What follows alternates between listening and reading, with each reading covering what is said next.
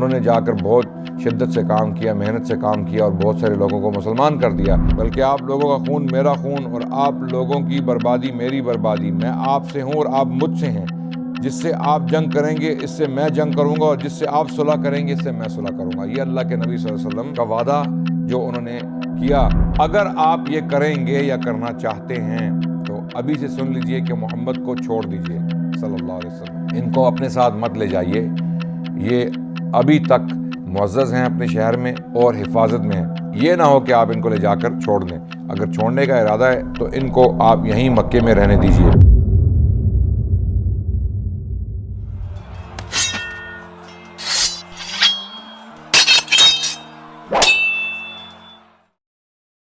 بسم اللہ الرحمن الرحیم، الحمدللہ والصلاة والسلام علی رسول اللہ، اما بعد، اعوذ باللہ السمیع العلیم من الشیطان الرجیم، بسم اللہ الرحمن الرحیم، وما ارسلناک الا رحمۃ للعالمین، وقال رسول اللہ صلی اللہ علیہ وسلم لا یؤمن احدکم حتی اکون احب الیہ من والدہ وولدہ والناس اجمعین۔ میرے عزیز بھائیوں اور بہنوں، تاریخ اسلام کے سلسلے کی ایک اور کڑی آپ کے سامنے پیش کرنے جا رہے ہیں۔ ہم سیرت الرسول، سیرت النبی صلی اللہ علیہ وسلم پر گفتگو کر رہے تھے، اور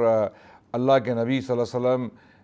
کے ساتھ جو واقعات پیش آئے مکی زندگی کے دوران ان پر روشنی ڈال رہے تھے۔ تاریخ اسلام کا یہ سلسلہ شروع کرنے کا مقصد ہی یہ ہے ناظرین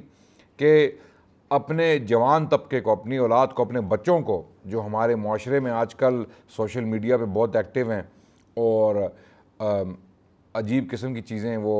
دیکھتے رہتے ہیں سوشل میڈیا پہ، ان کی براؤزنگ جو وہ اکثر فیس بک، انسٹاگرام اور سنیپ چیٹ اور اس قسم کی، اور یا ٹک ٹاک، اس قسم کی اپلیکیشنز پہ ہوتی ہے، تو ہم کوشش یہ کر رہے ہیں کہ ان کو ایک اچھا الٹرنیٹیو دیا جائے تاریخ اسلام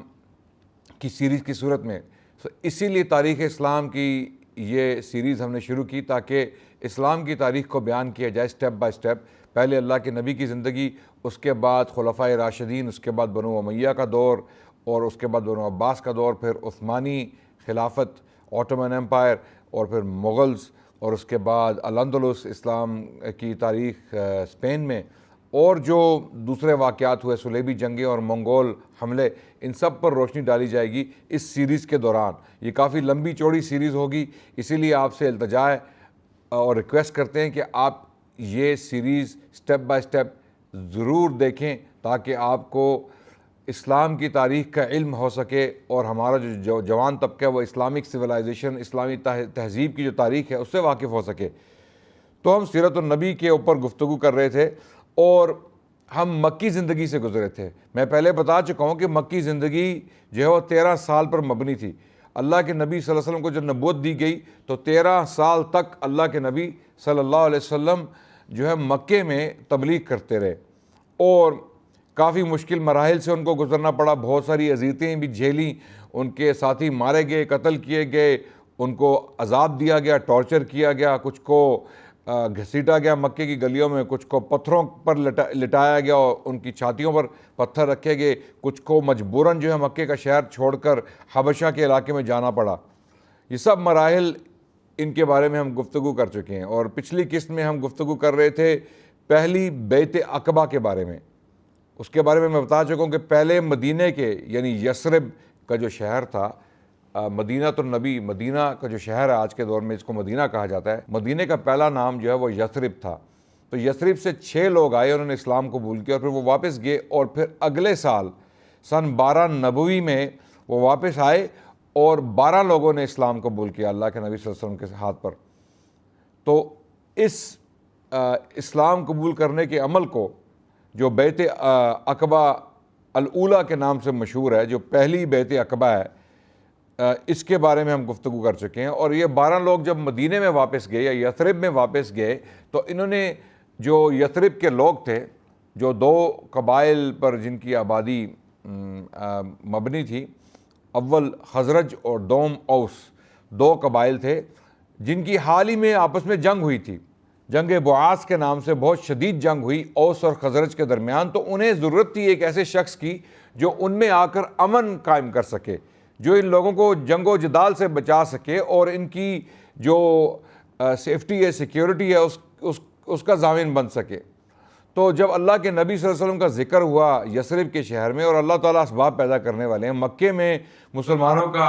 جو ہے وہ جینا حرام کر دیا گیا، ان کی زندگیاں جو ہے وہ تلخ کر دی گئی، ان پر عذاب کے پہاڑ توڑے گئے، تو اسی دوران اللہ نے سبب پیدا کیا کہ ایک اور شہر کے لوگ یثرب کے لوگوں کو اسلام کی طرف راغب کر دیا، اور انہی لوگوں میں سے کچھ لوگوں نے پہلے اسلام قبول کیا،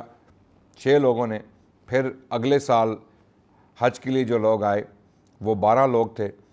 اور اس سے اگلے سال 13ویں سال نبوی، جو نبوت کا 13واں سال تھا، جو اللہ کے نبی کا آخری سال تھا مکے میں، اس سال کا جو حج تھا، ان دنوں میں تقریباً 73 لوگوں نے یا 72 لوگوں نے اسلام قبول کیا۔ اب یہ لوگ جب تشریف لائے حج کے لیے تو ان کے ساتھ مشرکین بھی موجود تھے۔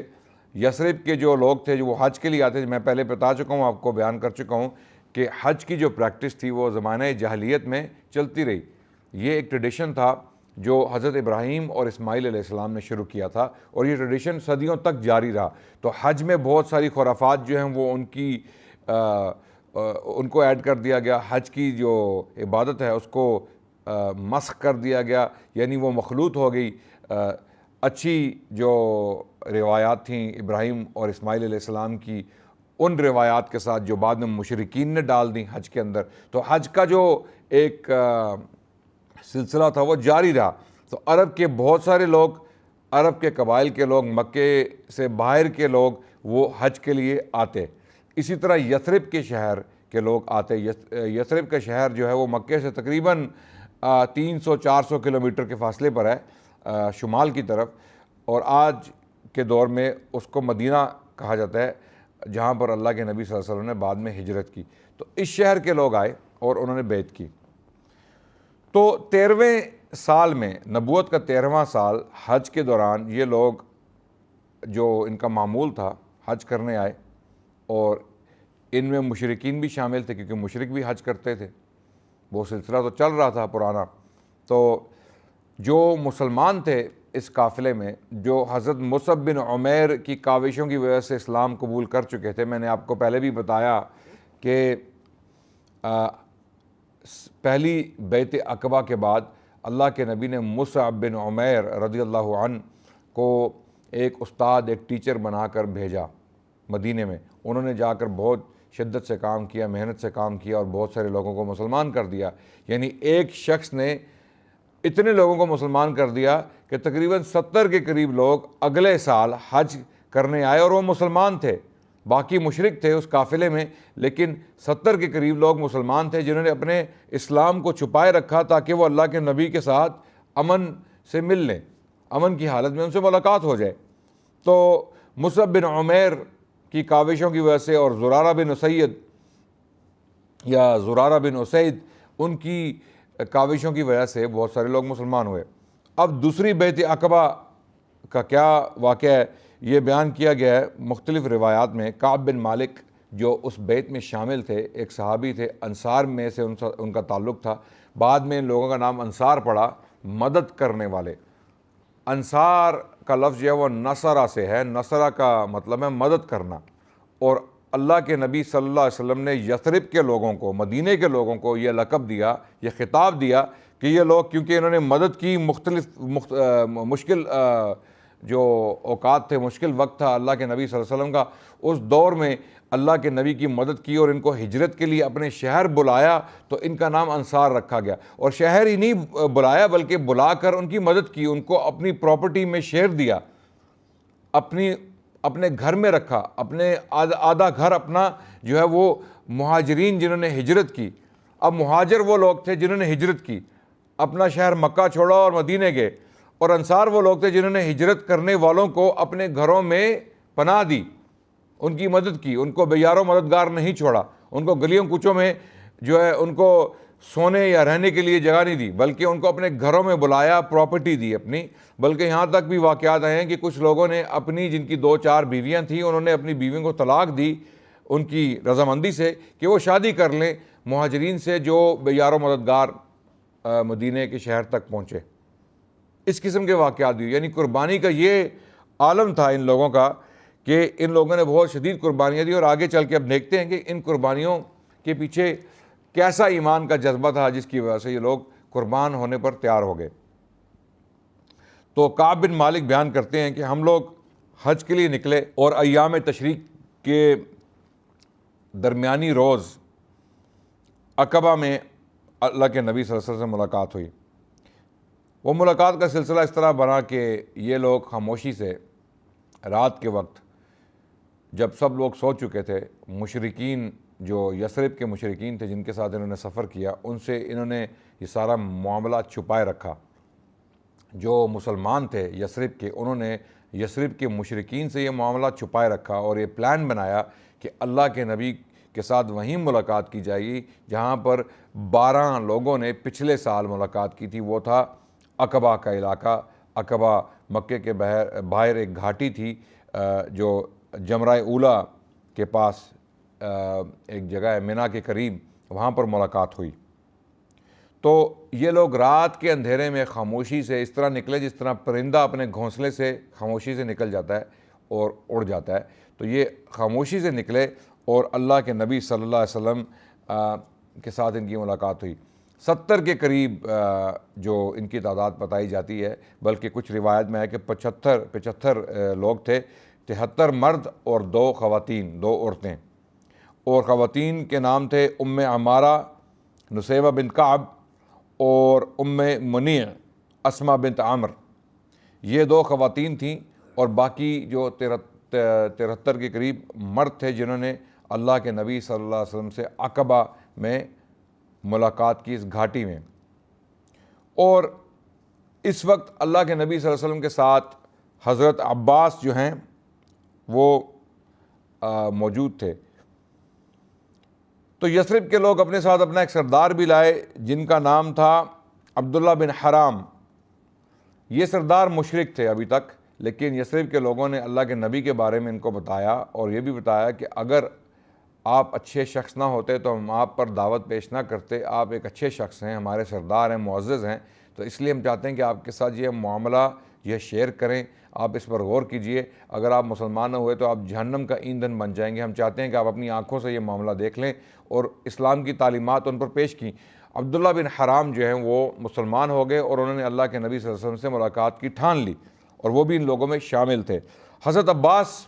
اللہ کے نبی کے ساتھ تشریف لائے، اور انتظار کی گھڑی جو ہے وہ ٹل گئی، اور یہ 73 لوگ جو اللہ کے نبی سے ملنے کے لیے آئے تھے خوشی سے اللہ کے نبی کو ملے صلی اللہ علیہ وسلم، اور حضرت عباس نے گفتگو کا آغاز کیا۔ حضرت عباس جو ابھی تک مشرک تھے، ابھی تک مسلمان نہیں ہوئے تھے، لیکن قرابت کی وجہ سے انہیں اللہ کے نبی کی فکر لاحق ہوئی، اور وہ ان کے ساتھ آئے تاکہ اللہ کے نبی صلی اللہ علیہ وسلم کو سیکیورٹی میں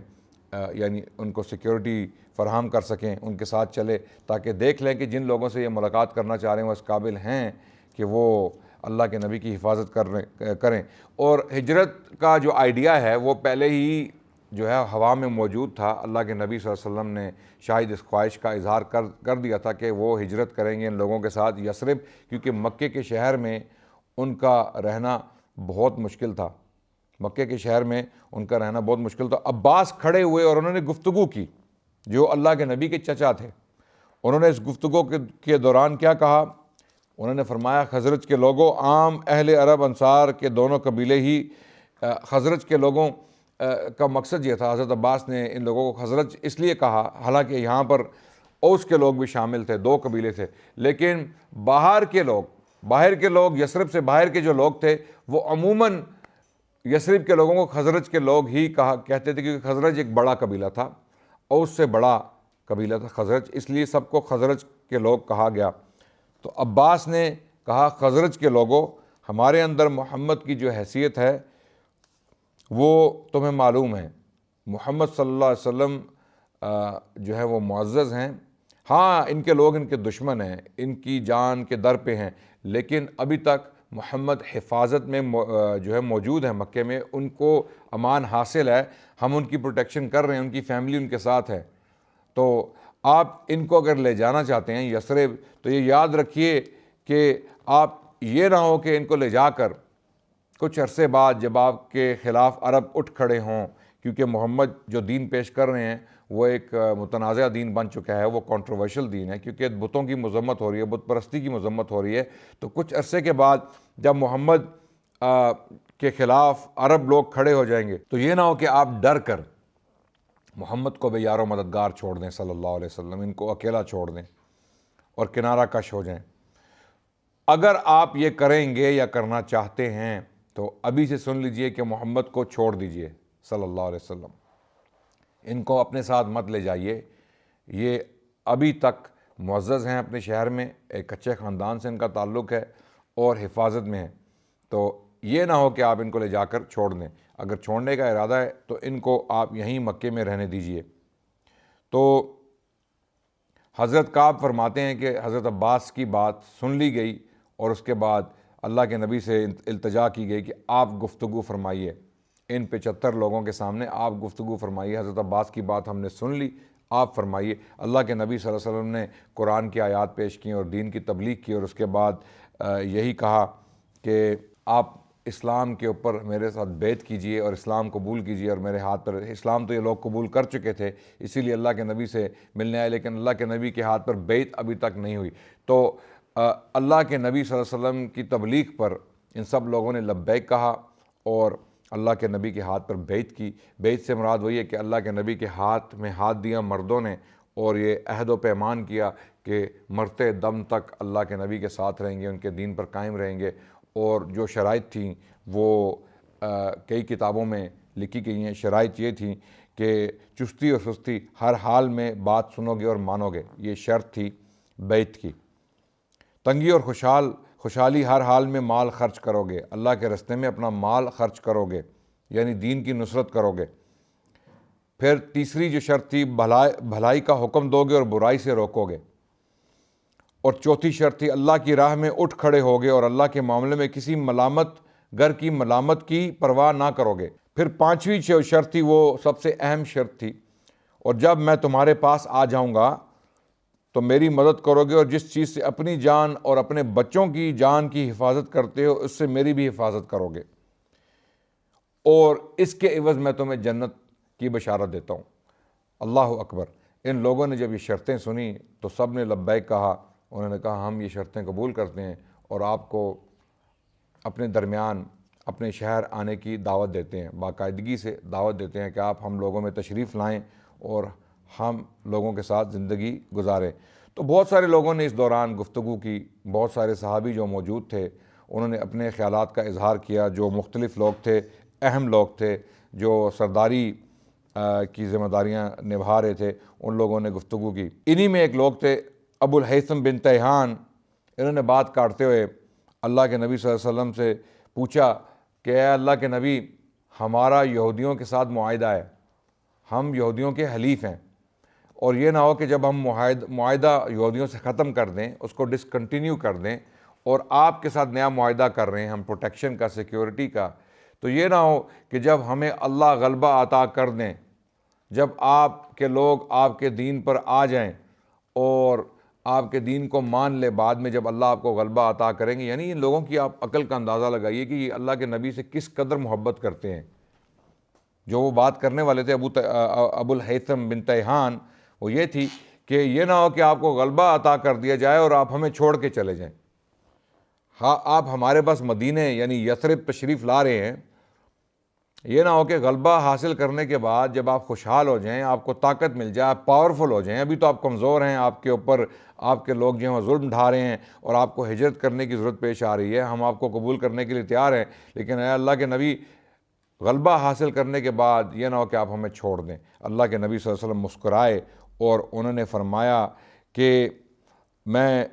جو ہے کبھی تمہیں نہیں چھوڑوں گا، بلکہ آپ لوگوں کا خون میرا خون اور آپ لوگوں کی بربادی میری بربادی، میں آپ سے ہوں اور آپ مجھ سے ہیں،